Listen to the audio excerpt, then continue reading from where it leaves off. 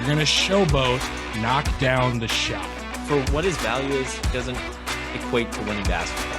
When you're talking about the greatest of greats, that's what you have to do. You have to nitpick. We'll see you in the playoffs. We'll see you in the playoffs. Welcome, everybody, to this edition of the TM Up podcast. I'm Jace Eustace, joined, as always, by my co-host, my partner here, Jarrett Huff. Jarrett, we have half of our NBA Finals matchup. The Golden State Warriors last night finished off the Dallas Mavericks, who I predicted to win in 6. Obviously, we'll get to your prediction and see if you were right here in a second. But, Jarrett, how you feeling? Well, I'm feeling pretty good. As you alluded to, we're going to get to my prediction, so I've been waiting for it. I've been waiting, man. Yeah, you've been waiting.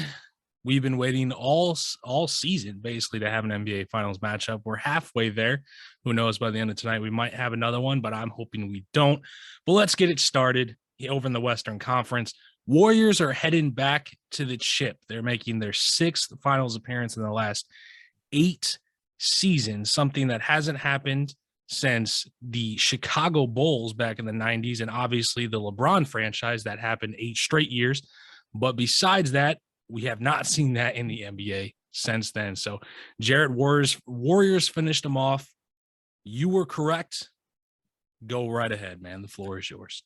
So it's kind of just like how I thought. The Warriors are just better. They're the better team. They have more weapons. They have players that have been here before. They have players that have been in this situation. They have better coaching, more experienced coaching, and it clearly showed through the series. Now, Dallas at times kept it close, and even tried to pull off a comeback last night that was short-lived. I think they only got within 9. Yeah. But at the end of the day, experience and talent's going to win. The Mavericks, let's be honest, as I've been saying throughout these playoffs, every time I pick against them, it's because I was picking against the experience and against the talent on the team. Luka obviously is one of the greatest players in the NBA and is going to be destined for great things. But there's no talent around him that's sufficient enough to go for deep runs in the postseason. That's why I had him initially out in the first round. Yeah, you did. Now the Jazz really shit the bed there, but you can only predict so much. This Warriors franchise, it's probably the greatest dynasty since that 90s Bulls, with all due respect to the San Antonio Spurs, because the Spurs, it was more like prolonged success, but it wasn't like as dominant of a dynasty because it was spaced out from like 99 to 03 to 05. Yeah. To 07. The Spurs to me are kind of like how the Patriots went in the NFL. It seems like they've been winning forever, but when you start to step back and look at it, they won a few, and then basically there was 10 years or 8 years where they didn't win anything, and then they won a few back to back to back. So yeah, with the Warriors 6 times in 8 years, that's dominance. Yeah, that's a dominant franchise, and they won 15 games 2 years ago, and then they're back on top again. Like that's like, I hate to admit it, but that's just a great franchise. It's a great run organization. It's so annoying. And we are halfway, if not more than halfway, to one of the more boring finals matchups that I could have ever said. And I know I'm going to get a lot of hate for that, man. I mean, Warriors Celtics, if that is the case, just doesn't get me to the TV. I know it might be just a scorned Heat fan, and that's very possible, but I just don't know, man. It's like, it's going to be, it's either going to be the hard-nosed Boston Celtics finally getting over the hump and winning with their defense, or it's going to be the Golden State Warriors winning another ring. Like, it doesn't get me out of my seat that like a Luka versus Miami would get me out of my seat. Now, obviously, I know I'm a Miami Heat fan, so the Miami side is very biased, but I wanted to see Luka. And I know kind of with my pick, I wanted to see Luka, man. I got to give the Warriors credit. They deserve a chance at another title, but I'm going to just say it like it is. They had a very fortunate run to the finals. I'm not saying if they win, there'd be any sort of asterisk, because I absolutely hate that when we do that in any sport where you win a championship, you've earned that championship. A chip is a chip. There's no asterisk. There's no bubble season. There's no anything like that. You were the last man standing. But let's just say it like it is. They won in the weaker conference this time around against teams that were riddled with injuries and an all-time talent in Luka, who just wasn't quite ready yet and just didn't have the team around him. So credit where credit is due. They're the last team standing in the West. They've absolutely deserved that. But also when you kind of look at their road there, obviously in the first round against the Denver Nuggets, we all know about the Nuggets and the injuries that they've had this entire season. Look in the second round against against the Memphis Grizzlies, Ja being out. I know they probably still win the series with Ja in there. I'm not saying that changes the series, but they were fortunate enough to have Ja have that injury and would have made it a little bit easier. And then in the Western Conference Finals, just having to get through Luka, who's just a one-man show most nights. I mean, obviously, I think it was game 3 and maybe game 4 where Reggie Bullock and Maxi Kleba just went like 0 for 20 or something like that, where Maxi Kleba was absolutely gun shy. He stopped shooting about halfway through the third quarter. So, 6th trip to the finals in 8 years. It's a great accomplishment. And regardless of, who that opponent is coming out the East, they definitely have a shot to take home another ring, regardless if it's going to be Miami or Boston. Yeah, it's Draymond. He already says that they're going to be playing Boston. So we'll see if that's a little bit motivation for my boys in South Beach, but we'll see where that goes. But so we talked about the Warriors. Let's talk about the other side of things. So Dallas, what's next for Dallas? I mean, they kind of made this run here to the Western Conference Finals. They really raised their ceiling, what a lot of people thought that they were going to be able to do. I know in the regular season, they climbed up to that 4 seed. Most people saw them winning that first round series, even though you picked against them. In the second round, though, I think everybody thought that was kind of their ceiling. Obviously, against Phoenix, they're not going to take down Phoenix. We're able to come in, take that series, really put Phoenix on notice. So what's next for Dallas, Jared? Like, where do they go from here? They got this squad. They got Luka. Now they have a little bit of experience. They know what it takes. What's next? Well, it's just the simple fact that they have to get better. I mean, it goes without saying, the West is going to be better next year for multiple reasons. To start, the Lakers, they're always a wild card. I'm never going to fully count out a LeBron James team, even though we saw an 11th seed this year. I don't think they'll be that bad again. The Clippers are going to be back to full strength. They're going to have Kawhi Leonard back, hopefully a healthy Paul George season. They're going to be better. The Warriors are going to be there. I imagine the Suns at some capacity are still going to be a really good team. The Timberwolves are going to continue to improve. We don't know what the Utah Jazz are going to look like just yet, but you can't fully count them out of just being a contender in the West again next year. And then, of course, the Grizzlies are going to get better. So if there was it's the best comparison I can make. Oh, yeah. And of course, the Pelicans. Exactly. I mean, there are so many teams out there. And we saw how good the Pelicans were in the playoffs without Zion. So imagine getting back that almost all NBA level talent. It's going to be crazy. The best comparison I have for this Mavericks team is you can compare them to the 2021 Cincinnati Bengals. No one expected them to get that far. And no one expected them to get into the Super Bowl, but they were led by a dynamic talent in Joe Burrow, which I would compare to Luka Doncic, a young player that is super exceptional. But the problem is for the Bengals, the AFC is going to get better. The AFC is the best conference in football. And the West could easily come back and take that that moniker as the best conference in the NBA again. It was just a better Eastern Conference, and there were players missing from the West this year, and that's just what happened. The Mavericks need to add talent around Luka because they haven't been able to do that since he's gotten there, aside from the Porzingis trade, which did not work out. It failed spectacularly. And somehow the trade to trade him away was somehow the best trade of the deadline. It made no sense. On paper, it made no sense to me, but it worked. They just have to put more guys around him because, and as I said earlier, if you're having to rely on guys like Maxi Kleba and Reggie Bullock to have great games when they have the capability of giving you 0 for 10 bagels, those, you can't rely on those kind of players. Reggie Bullock might be a nice 8th, 9th, 10th man off the bench. He can't have that much responsibility in terms of whether you win or lose this game. He's playing 40 minutes. He was given 0 points in almost 40 minutes. With all due respect to Reggie Bullock, he's just, you should not, a team making this deep of a post, should not have to rely on him. And they just have to have more talent. No, I agree. And I've been a fan of Luka for quite some time now. We've talked about it on this podcast before. We both see all-time great within his play where he's put himself on that path for that potential. And this year, I think in the eyes, of many people around the league, he really kind of took a step forward. He took a team that, he finally got him out the first round, which has kind of always been that thing with Luka for the last few years where it's like, yeah, he's great. He puts up numbers, but I want to see him win a playoff series. And, that's fair. That's a very fair thing to ask for someone that we consider to be one of the best players in the NBA right now. So he finally got out the first round, got that second round win against the Phoenix Suns, which is huge. Led a team to the conference finals. Obviously, they were overmatched in the conference finals against these Golden State Warriors, who they kept coming, man. They got guys. They got guys that can get buckets. So, you know, I know we say this a lot. His play reminds everybody of a young LeBron James, just kind of with the way that he controls the game, where, he can score, but he also loves to distribute. He does everything out there on the court. Obviously, the athleticism between a Luka and a young LeBron, there's no comparison. But as far as what they can do on the court and how they can control the flow of the game, really, that's kind of where a lot of people see this comparison. But what scares me so far is that it's not necessarily just his play that reminds me of LeBron. These teams remind me of young LeBron. And I'm going back to obviously pre-Miami Heat LeBron, where he inevitably made that choice to leave because he wasn't getting help.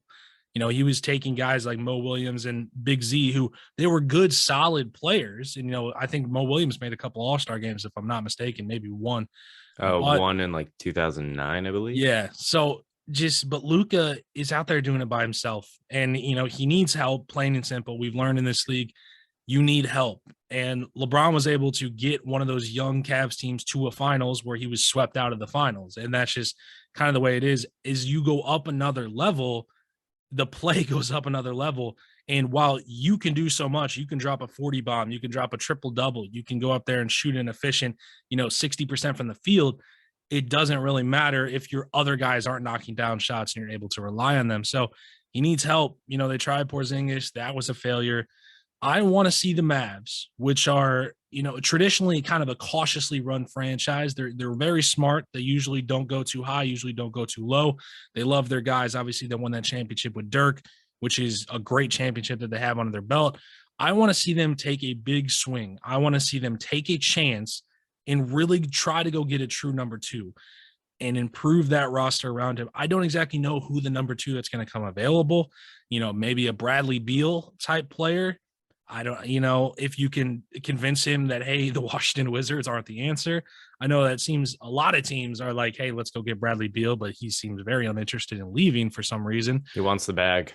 He wants the bag, man. But I don't necessarily know what the answer is. And I know it's kind of weird that it's gone down this road and it'll never happen because he's a restricted free agent. But a great fit for them would be DeAndre Ayton, who they just beat with the Phoenix Suns. But I just do not see DeAndre Ayton being able to make the jump from Phoenix to Dallas. I just don't see, because that's a direct competitor, obviously, of Phoenix, because they just got knocked out of them in the playoffs. So I don't know what the answer is. But you have to go out there. You got to make some solid moves, and you got to be able to sacrifice, some of these draft picks. Because if you're kind of looking at Luka, and he's going to be moving into his prime soon, he's 23, 24 years old.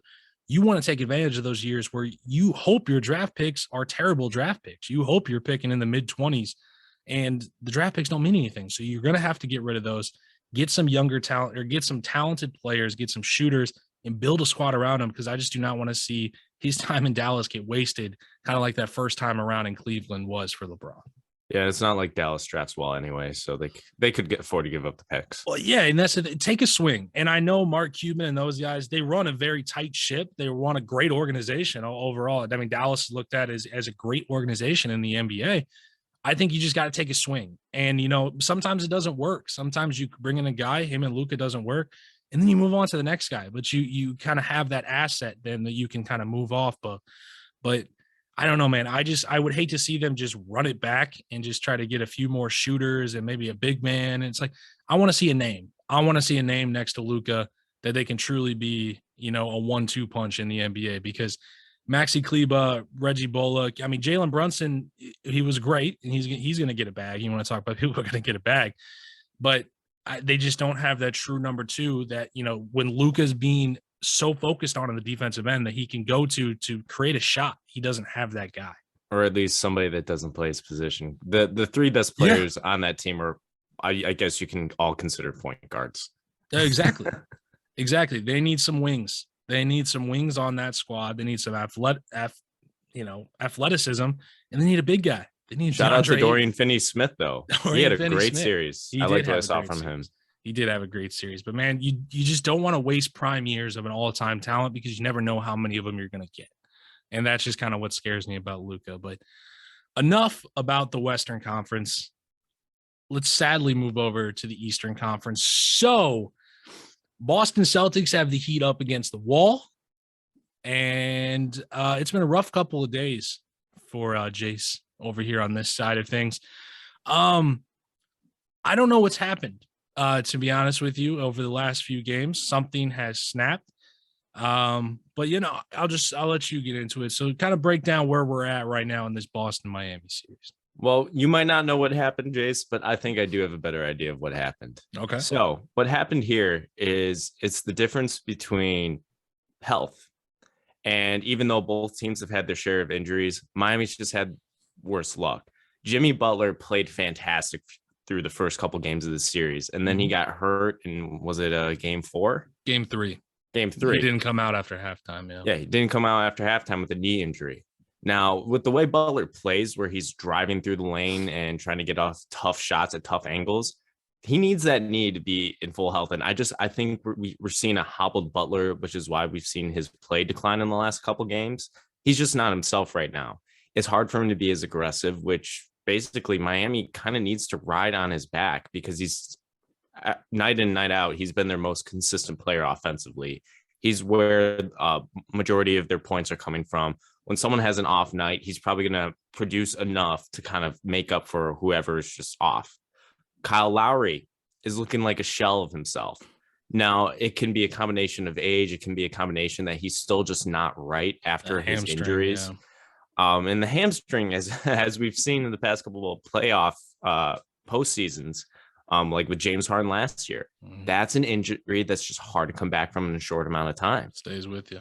Yeah, it's just going to sap your athleticism. Now, also, Lowry's shot has gone into oblivion. I don't know where it is. I think he had 0 the other night. It's tough to watch. I definitely think Spoelstra should look more in Gabe Vincent's direction because Vincent at times has been like the best player on the court in terms of like the Heat on offense. He's looked great. I loved what I've seen from Vincent. I also think what the Heat need to do is they need to look in Bam's direction a little more, get him going early, because as we saw in game 5, in the fourth quarter, he started to put shots in, but it was like too little too late. So I definitely think Bam, especially with the hobble Butler, he kind of needs to take on the offense. Yeah, man. I agree with pretty much everything you said. And look, something broke during halftime of game 3 for the Heat.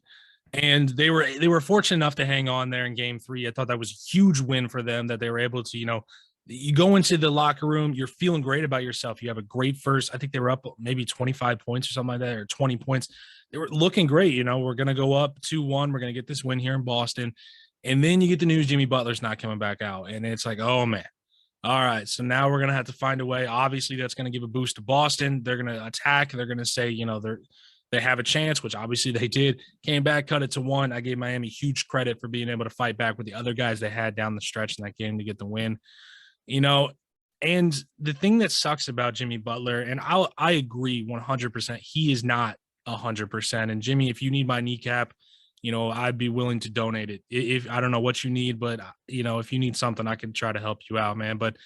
And it really sucks because we've really seen Jimmy Butler has just kind of been this guy around the league where he kind of borders on that star to superstar. And it's just like he goes on these runs where he looks fantastic. And when he's great, when he's scoring on the offensive end, it heightens everything else he does on the court, where he is a very solid playmaker in this offense. Obviously, he's a good rebounder for his size, and we all know about his defense.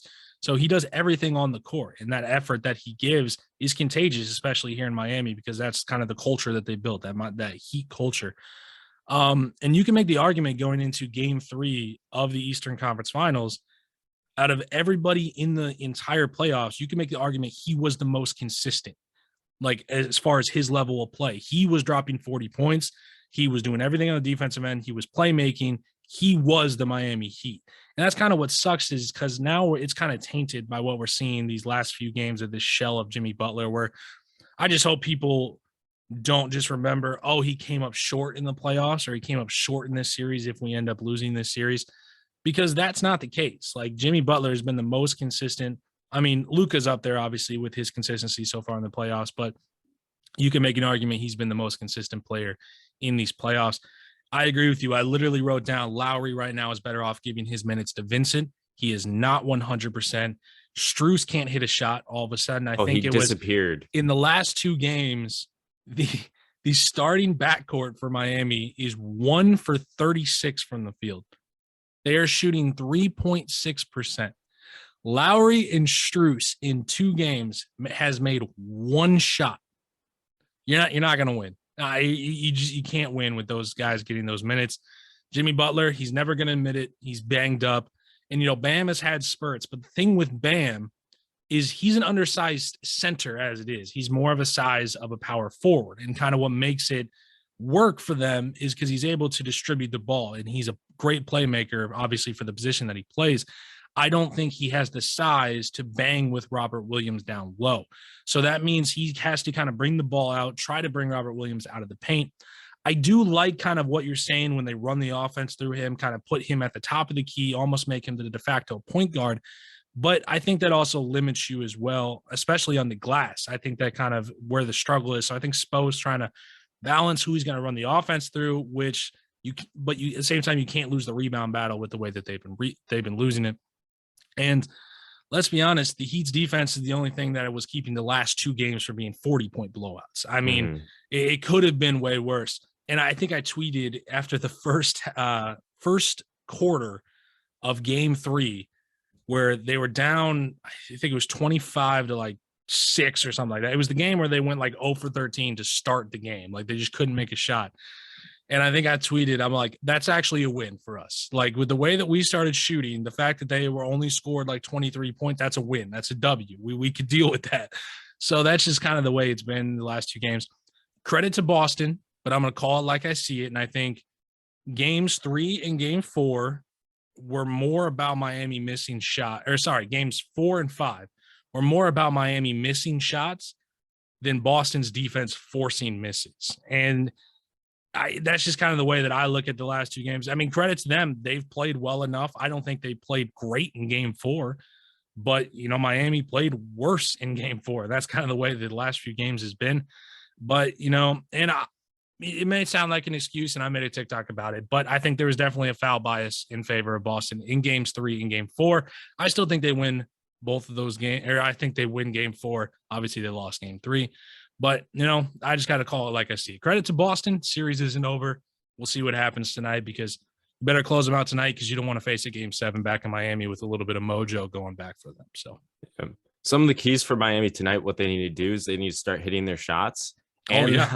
And they need Jaylen Brown to put the ball on the floor a lot more. I mean, yes. it was just so if you saw my Twitter and probably everyone else's Twitter, it was just Jaylen Brown, Jaylen Brown, Jaylen Brown. Oh, exactly. The guy could not hold on to the ball. It hurt to watch. And finally in the 3rd quarter, he figured out, you know what? I'm going to be the catch and shoot guy. Yeah. And then that's where Boston just blew him out of the water. It was, he looked like Klay Thompson in the second half. It was insane. I think we'll know 2 minutes into tonight's game if Miami has a chance. Yeah. I think we'll know 2 minutes into the game. I think if a guy, I don't even know. Do you still start Strus? To be honest, if I'm Spo, I might shake things up. I might start Duncan over Strus tonight. Duncan is starting to hit a little bit of shots. I think if Miami comes out and one guy, maybe a Duncan, hits a 3 within the first 2 minutes and shows that, hey, we can knock down some jump shots tonight, that becomes contagious and they have a chance. If they have another cold start, it's over. They can't have another cold start tonight. Not at all. It's over. I was going to say I would agree with possibly mixing it up and starting Duncan Robinson. I mean, you're paying the guy $90 million and your back's against the wall. You might as well just swing for the fences. And Strus is giving you nothing. He's giving you zilch. Strus is looking like the guy Gar Pax probably thought he was, which is why he's not on the Chicago Bulls right now, I guess. And I love Strus. Oh, no. I do. I think he's a great I'm so player. jealous of you guys. Why couldn't we have held on to him? Dude, I love Strus. But I just think, Duncan has got to play some garbage minutes over the last few games, starting to get a feel, and I think with a lot of these shooters, it's it's obviously it's about confidence, but it's just about rhythm. It's about being able to take jump shots in games and not being worried about, hey, if I miss one more shot, I'm coming out. And that's kind of the line you got to cross as a coach, because there's no tomorrow. Like you have to make these shots now. So I wouldn't be surprised if Duncan gets in there. And even if he doesn't start, I would say he's going to get a solid, minutes. I mean, if Strus comes out and takes his first jump shot, his first three, and doesn't knock it down, maybe we see another Duncan Robinson game. So we'll see. It's going to be interesting tonight. I think we'll know very early on if Miami's going to have a shot in this game. Yeah. And I know we've been really heat heavy, but I have to give it a shout out, especially for anyone that's a Celtics fan listening. Ime Udoka is proving that he belongs as a head coach in the NBA. I mean, he's like the next Steve Kerr. I can already see it. The way he's been able to go head to head with Eric Spoelstra and make adjustments in game and kind of match what Spoelstra's trying to change up. I can't remember the last time I've seen a rookie head coach perform like this. And I think definitely when Brad Stevens moved into the front office, this was definitely what the Celtics organization needed. Just a fresh voice in the locker room. And clearly these guys play hard for this guy. Clearly this guy knows how to make adjustments. And who knows where the Celtics would be if it was another Brad Stevens season or if Udoka wasn't here. We got to give a shout out to Al Horford, to Robert Williams, to Marcus Smart.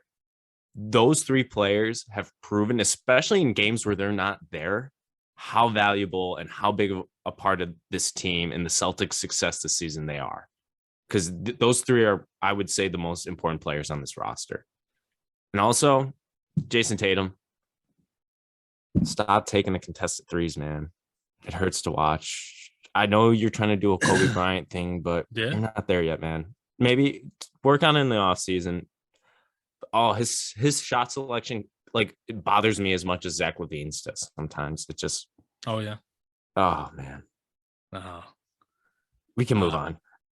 So before we move off the Miami Heat, I just want to get your opinion on something. So Joel Embiid, or Joel Troll Embiid, as he calls himself on Twitter, who after he gets knocked out of the playoffs, he's a great Twitter follow. But he tweeted that the Miami Heat need another star. And obviously a lot of people thought maybe he was talking about himself, maybe a little read between the lines type thing. That's not going to happen at any time soon. But what did you think? I mean, does Miami need another star? Is that what they need? All right. For the NBA fans that thought in any world Joel Embiid would want to leave Philadelphia, calm down. Hold your horses. Real quick, though, him wanting to leave, no. And Daryl Morey is not going to trade him ever. No. But if Daryl Morey tomorrow came to Joel and said, "You're being traded, where do you want to go?" I think Miami's number one on that list. Really? Yes. Why is that? Jimmy Butler. You think, okay. Jimmy Butler. He really likes Jimmy Butler. Coach Spo. Yep. All right, that's fair. Yeah. That leaves Bam in a very awkward position. I'd move Bam to the 4. Oh. I mean, if you could swing it. Yeah, move Bam to the 4. You'd have to somehow convince them to probably take Lowry and Duncan Robinson's contract, and you'd probably need to throw a little more on. No, you got to throw in Tyler Hero. Oh, yeah, definitely. I don't even know. You'd probably have to throw in Hero, Lowry, and Robinson for cap and picks. Which Miami doesn't really have a lot of picks. I mean, they're starting to catch back up on their picks, but Miami's not a pick-heavy team. You're going to have to trade some fifth graders, bro. Yeah, you're going to have. All right. Getting back to what you're asking me, do the Miami Heat need another star? No. What they will need to do, though, is they need to figure out the Kyle Lowry situation, because clearly it has not worked out for this postseason, whether it's injuries, which I think is the main factor, or whether it's just, and I mean, we've seen this with a couple players this postseason, just those older guards, they don't hold up as long as you think they would.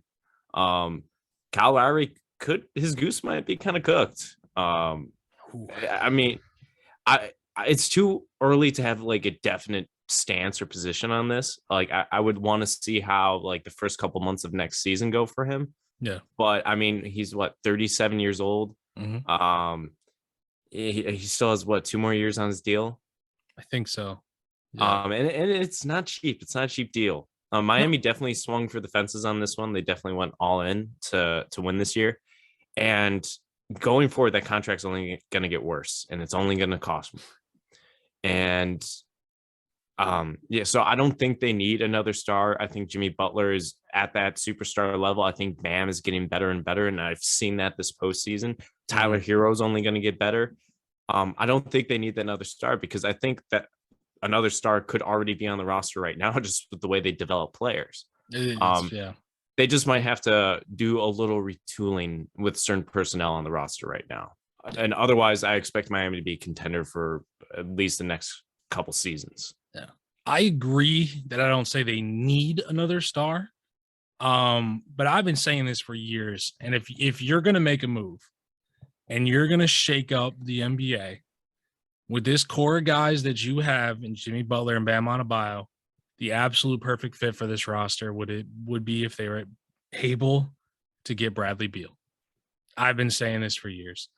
If they could get a guy in Bradley Beal who could focus 90% of his energy on shot creation and bucket getting, they would truly have what it takes to be a true title contender. Because we all know what the defense of Miami gives you. Their two stars, their two best players in Jimmy Butler and Bam Adebayo are great defenders. They're not good defenders. They're both great individual defenders. And obviously they fill in the blanks. They have great team defense. I believe they're number 2 in the NBA as far as their defensive efficiency so far this year. If they could get a guy like Bradley Beal, and I know everybody wants to go get Bradley Beal. I want to free him so bad. And obviously, if you're going to go get a guy, you got to give up a lot. You're going to have to give up a lot of your other pieces. I think only a guy like that would make sense to go take a swing. If you could get rid of, Kyle Lowry, obviously Tyler Robinson, the guys that basically we were just talking about, you have to get rid of for cap purposes to get a Joel Embiid. Obviously if something broke down in Philadelphia where Miami was in contention to get Joel Embiid, but that's not happening. I think if you want to take a swing and you're just like, you know what, that is the move. That's the one we need to get. I think it's Bradley Beal. I've been saying that for years. Unfortunately, I don't think it's ever going to happen because Bradley Beal is going to retire a Washington Wizard and he's going to be somehow. He's going to be him and Gilbert Arenas. They're going to be the greatest Washington Wizards to ever play. Oh, what happened to Wes Unseld, man? Come on. Yeah, I do like me some Wes Unseld, but yeah, I don't know, man. But Bradley Beal, I think is the one thing that you take a huge swing at. Other than that, you kind of got to rely on your player development. You got to, and I think maybe going into next season, heck, you load manage Kyle Lowry, load manage that hamstring, have him take more games off in the beginning of this year and throughout the regular season. Kind of like, I think that's what we're looking at now for Chris Paul is, like you guys are great when you're great, but you can't play 100 games this season anymore. So I think you're going to kind of look at those two similarly and just say like, look, we're going to have to load manage you. I know that's kind of a hot button topic, but you're going to have to do something like that and just kind of make it, so that it can play deeper into the postseason if that's what you want to do. All right, Jace. How likely does Goran Dragic rejoin the Miami Heat next season? Not likely. I thought there was a chance he could rejoin this season. But then, to be honest, I thought number one, when Goran Dragic became free, I thought he was going to Dallas. I thought that was his spot that he was going to sign up on. He shocked everybody, went to Brooklyn. Obviously, it didn't work out too well. I don't see a world where Dragic comes back. I think Miami has enough in the guard position of guys that they like, as far as Gabe Vincent. Obviously, you got Caleb Martin, who's getting solid minutes too. I like what he gives you. Max Strus, which he had a great regular season, but right now he's kind of, he's trending downward.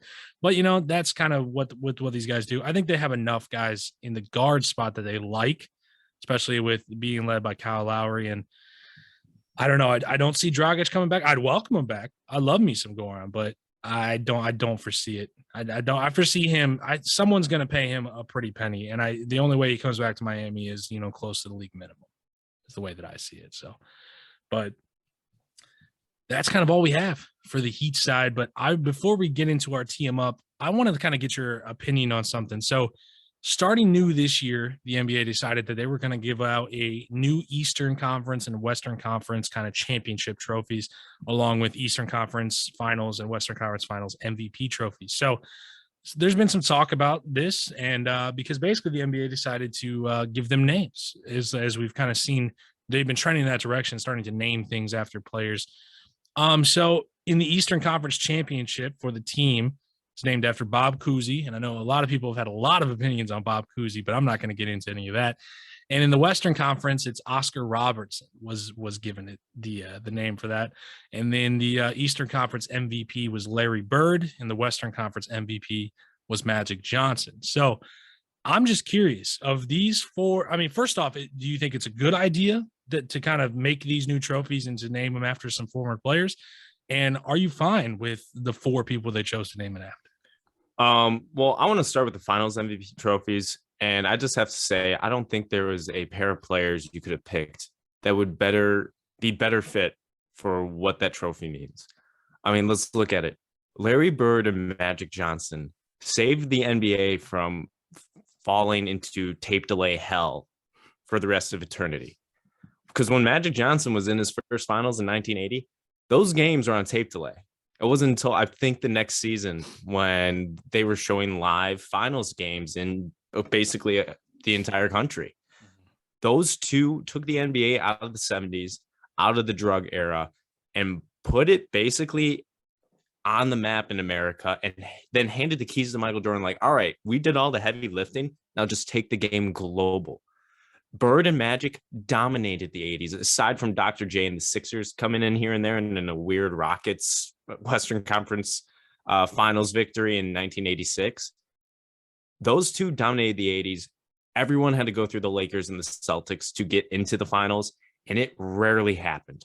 The Celtics had it locked up, aside from one year in 1983, until the Pistons came in 1988. Bad boys. And then the Lakers had it locked up all the way into 1991, aside from letting the Trailblazers go into 1990. Two big reasons for that: Larry Bird and Magic Johnson. Mm-hmm. So if I don't even want to hear Michael Jordan's name. I don't want to hear LeBron James's name. I don't want to hear any other name. Nope. Because that's the NBA did that right. That's how it's supposed to be. Now, when it gets to the trophies for like the team championship trophies, I can understand, especially younger fans who have to remember that, yes, the NBA existed for about 50 to 60 years before you were born. So just keep that in mind. For those listening, keep that in mind. The NBA has been around a while. So just 75 it's 75th years. anniversary. Yep. It's not the 25th anniversary. Remember that. Thank you. All right. Now that we've established that moving forward, I really do like the selections of Oscar Robertson and Bob Cousy for this award. And here's why.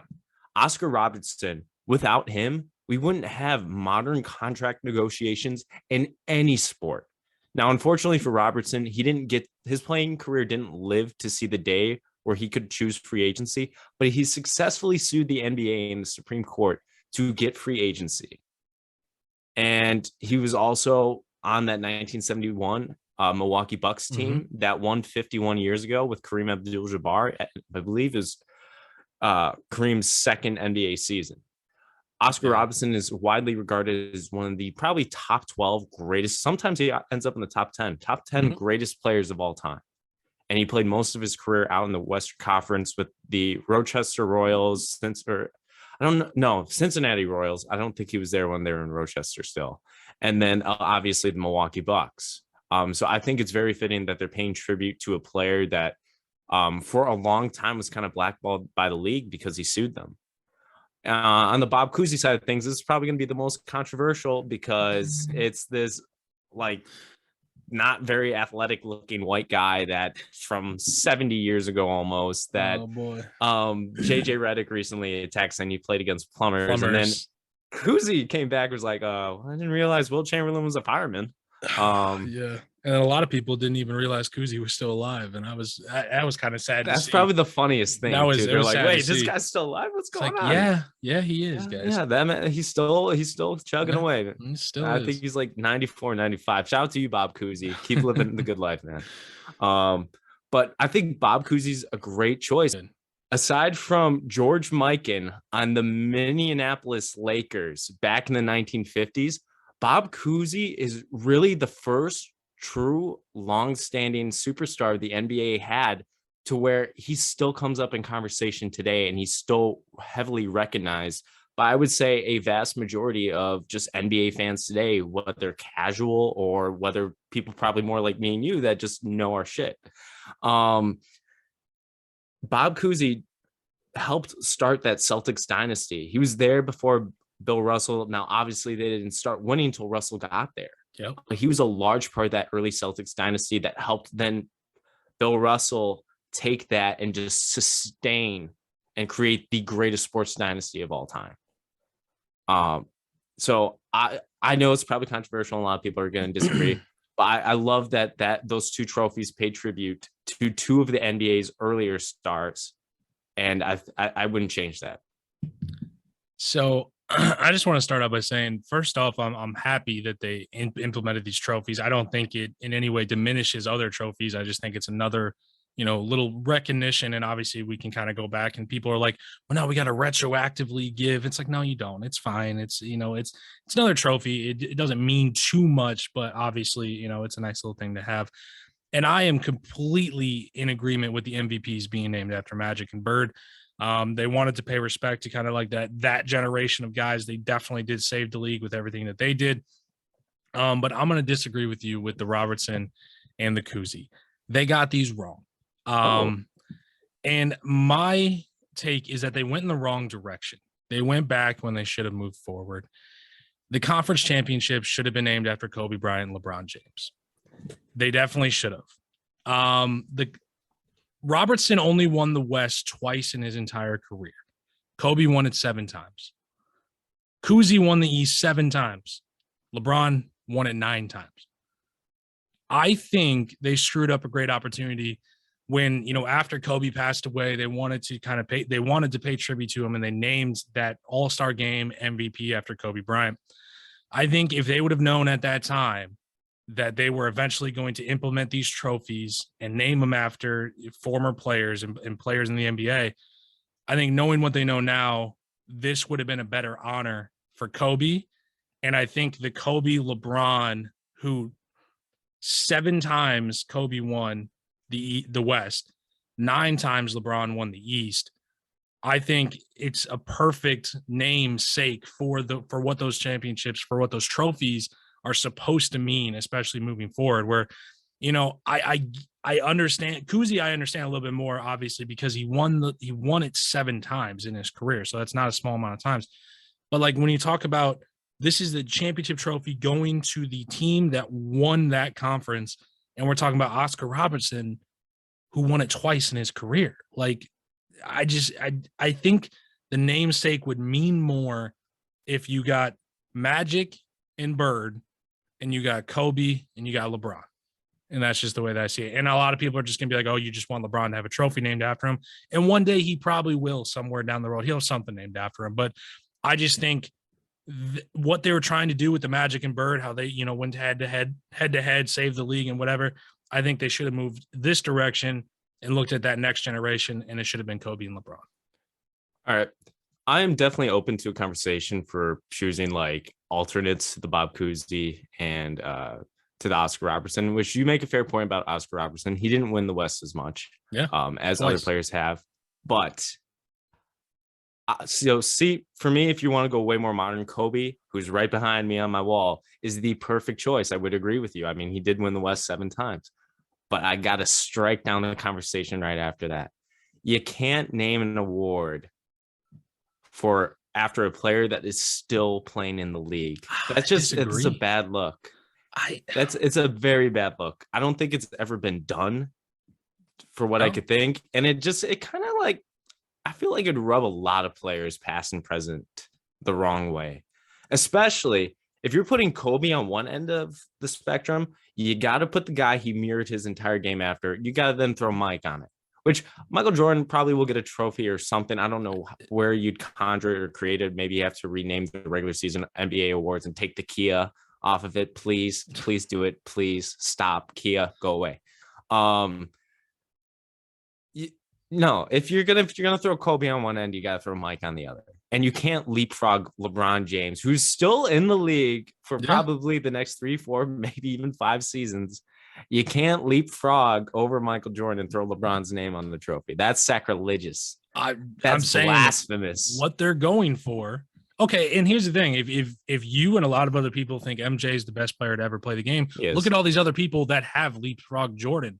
You like, I'd be outraged on your side that now Bob Cousy has an award, Oscar Robertson has an award, Magic, Larry, obviously Kobe's got I'm not one, saying Bill Russell's got one. All these people have one named after him, but not Michael Jordan. well, I'm saying not leapfrogged in But the when sense. LeBron does it, it's a problem. No, I'm saying not leapfrogged in the sense that like they're bad. No, when it comes to award, like Robertson and Cousy came before Jordan. Of course. They're paying respect to the people that built the game. I'm talking about in terms of like seniority, not necessarily obviously how great a player is just kind of play a role and a factor into why they're getting these trophies named after them. But I'm saying like LeBron, not necessarily leapfrogging Jordan as the greatest player. I'm just saying like, okay, Michael Jordan and LeBron both played most of their career. Well, Jordan played his whole career in the East. So the idea that you would pick Jordan, who's been retired 19 years now, you would name a trophy after LeBron before Jordan. That's what I'm talking about. Because Jordan came first. He took the game global. If you're going to recognize LeBron before Michael Jordan to that kind of level, that rubs me the wrong way. Not because LeBron and Jordan are in the GOAT conversation together, but because they're both so great. And then LeBron's just still an active player, and you're naming an award after an active player when you have the perfect example of a guy who only played and won championships in the East sitting right there.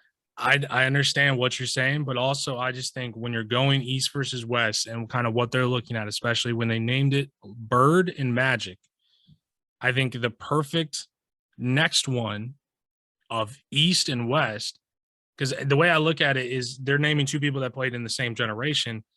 The next, the big championship, I guess the one that goes to the team, the big old trophy should be named after two people that will go head to head. And it was the East and the West, where I think it would there wouldn't be that kind of balance that they're kind of looking for, where, if you got Bird and Magic, and then you got Kobe, and then you got LeBron, who, I mean, obviously Kobe and Jordan. And then, I mean, I know they played a little bit against each other, but their primes were nowhere near each other. Well, then in that sense, I would take Kobe's name off the trophy and I'd throw Steph Curry's name on there. Because the way I look at it, Kobe and LeBron really never had like a definitive rivalry. We never saw them play in the finals against each other. And I think that'd be a huge factor. Like Bird and Magic. I'm not saying that they had a rivalry. I'm saying the dominance that those two had in the Western Conference, in the Eastern Conference for their primes that were generally together. Yeah. And it's almost just a fluke that they never matched up in the finals. Well, I mean, that's true, but I would say Curry and LeBron's careers have eclipsed more in their primes than Kobe and LeBron ever did, because LeBron only made, Kobe retired in 2016, so obviously LeBron was way into his finals run by then, but by 2012, Kobe never made another playoffs again. Yeah. And most of his career was just injuries after that. So I'm thinking just the better matchup is Curry and LeBron, because Curry's still going, and for all we know, LeBron could end up in another final someday. Definitely. Because LeBron's been in the finals as recently as 2020, and it's 2022, and Curry's going back. So if you're going to go for that, especially if you're going to name it for a player that's in the league, and I hate the idea of Curry also getting a trophy named while he's still playing and while he could still be playing for another 5+ years. If you're going to pair LeBron with somebody, you have to pair him with Curry. I don't think you could pair Kobe and LeBron like that, especially because LeBron's still playing. So it has to be Kobe and Mike if you're going to go that direction. Yeah, that just doesn't sound right. But anyways, sounds perfect. It doesn't sound right, but we got to move on to the Tee 'em Up segment of the Tee 'em Up podcast. That is our favorite segment. So Jarrett, who gets your technical foul this week? Well, I couldn't tee up my co-host for picking Dallas in 6. Hey, go ahead. Do what you want. I'll be nice. If we want to go back to former picks, I mean, I'm just saying. Okay. Leave the Nets pick out of here. I already know. And Nets pick? Okay, let's see. So, wait, hold on. So, of the 4 conference finals teams, you had 2 of them losing in the first round. Hey, all the greats have short-term memories. All I remember Okay. is that my Celtics in 6 is about to hit. So I'm about to hit on this second leg of my parlay. Heat in 7, still alive. Don't count him out. He's still All right. alive. I mean, yeah, you're technically still alive there too. Who I am gonna tee up though, and I hate to kick a man while he's down, but I gotta tee up Luka Doncic. Ooh. Now, it might have been because it was just such a bad game already for the Mavericks that the refs were kind of like letting him just boil a little bit. Um, but he could have probably received a technical for real based on how the amount of times I saw him yelling at the refs every time down. But Luka, we get it's a tough game. We get you're probably not getting the calls you're expecting to get, but you got to get up. No time for complaining. Get up and get back on the other end because your team needs bodies on the other end. The way the Golden State Warriors were hitting shots the other night, every time down where he'd miss a shot, whether it was fair or not, he'd be yelling at the ref and he'd be late to get back. And that's just putting your team in a vulnerable position because guess what? The fifth guy on the Warriors, he isn't waiting for you to get back. It's not a gentleman's game like that. No, they're going for the finals. All four of those Warriors are back on the other end running their offense in the fast break, which they're one of the best teams at that.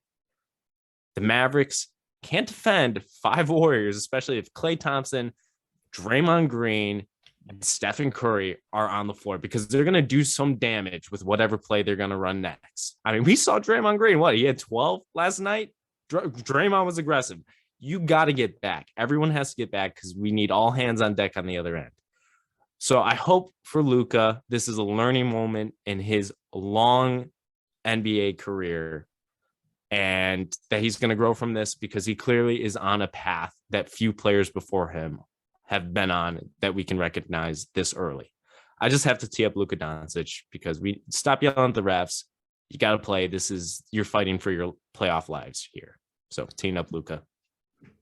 I wanted to tee up the refs for games 3 and 4 in Boston, but I've already kind of fought that and died on that hill. So I'm going a different way. I'm teeing up just the NBA as a whole for their inconsistent punishments and for kind of what they choose to allow for certain players. The Mavericks bench got fined, I think, over like $100,000 basically for standing up and cheering on teammates. And, basically everything, it didn't seem like they were doing anything egregious because I'm sure if they did, we would have seen it all over social media. But the fact that we heard about these fines and they didn't see anything was like, we didn't see any like behavior that was more than just normal NBA bench. And I'm just saying this in comparison to what we see on a night in, night out basis in the playoffs from Draymond Green, where Draymond has kind of found himself in this sweet spot where because he's been the subject of so many controversial ejections and everybody's like, oh, that's just Draymond and you can't toss him out for this, that, and the other. He basically now gets a free pass after he gets that first technical because no one wants to be the ref that's going to throw out Draymond Green and then have to deal with all the backlash of, oh, if the Warriors lose this game, or going back to the 2016 finals when he got kicked out and he got suspended. The reason he got suspended is because he had so many technicals leading up to that, but no one wants to talk about that. They're just like, oh, they kicked him out to let LeBron win. But Draymond gets this free pass now where he'll get that technical early. He'll pay the price, which is one free throw, basically. And then no one's going to call the second technical unless he's doing something really egregious. So for the rest of the game, he's allowed to yell, he's allowed to scream, he's allowed to do whatever he wants. To me, it's just the consistency. You're finding this Mavs bench for, standing up, hitting the threes, doing whatever they did that NBA benches do. It wasn't anything egregious. And I just want consistency. Like the Mavs bench didn't seem like they did anything wrong. And I'm sure if they did, we would have seen something on social media at this point. And I just think we need more transparency from the league on what's allowed to be done, and the league needs to stick to that as far as the refs, like what is allowed and what is not. And I think right now, if you're an NBA player where you're like Draymond is, throwing his fists in the air and yelling after he gets his first technical, and that's allowed. But if I stand up and I do this, my team's getting fined, $20,000. So I just need a little bit of consistency from the league, and I think we've gone the other way with Draymond where it's like, oh, he gets technicals for just doing this, that, or the other. Now we're at the part where no one wants to be the one that gives him the second technical that's going to toss him out. So that's just the way that I see it. And I don't think it made a difference in the series at all. But I'm just saying, it seems like there's a lack of consistency from the way I see it for the NBA. Did you see? It was right before Game 4. I forget the ref's name, but he went up to Theo Pinson, who is who was on the bench and not in he was in street clothes for the Dallas Mavericks, and he went up and he's like, "Hey, I'll pay for it, but I'm gonna need you to go change your shirt," because he was wearing white, and I believe the Warriors were wearing white that night or something like that. Like what's going on right now? It's such exactly.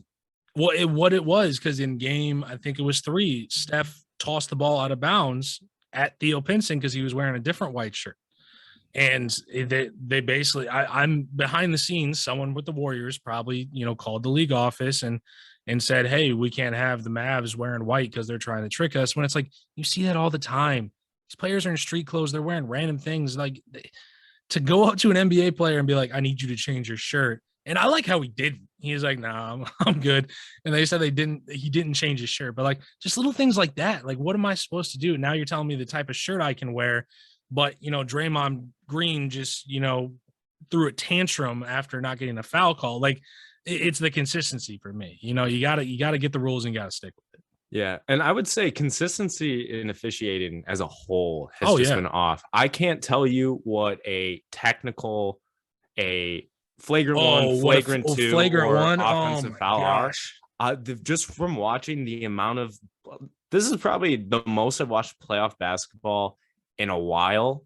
Like for a while there, I wasn't missing one game, even if they're on at the same time, because I'd have like one up on my phone and then watching the other on the TV. I'm uncalibrated. I've lost all calibration for what a flagrant two, an offensive foul is, because I have no idea, because it's called so differently every single night. Oh yeah, they review everything for a flagrant one now. They anything that looks rough. They need to overhaul it. They need to do something. Yeah, like, can we go? I don't want to be that guy, but like, I'd much rather watch 80s basketball where they just swallow the whistle for some of this stuff, because at least that's consistent. Like, it's bad. It's consistently bad. Yeah. Where like guys are just getting pulverized, and like how like Jordan or any star player from by the Pistons were getting treated as they fly through the air. But at least that was consistent. Play within the rules of the game that you're given. And that's kind of my argument is, what are the rules of the game right now? I can tell you. What are the rules for the bench right now? Like, I don't know. Apparently you can't wear white if the other team is wearing white, which that's a new one for me. They might do something where like the NBA has a bullpen where it's like the other side of the arena where they're really not. Yeah. Like they're going to have the bench way in the tunnel or something. Yeah. Oh my God. Jeez. Tell Hero to start warming up. Like, no. Oh man. That's all we have this week for the TM Up podcast. I want to thank you guys all for joining us. Be sure to follow along on all of our social media platforms for some fun NBA content throughout the week. Thank you guys all for listening. We'll be sure to catch you guys next time.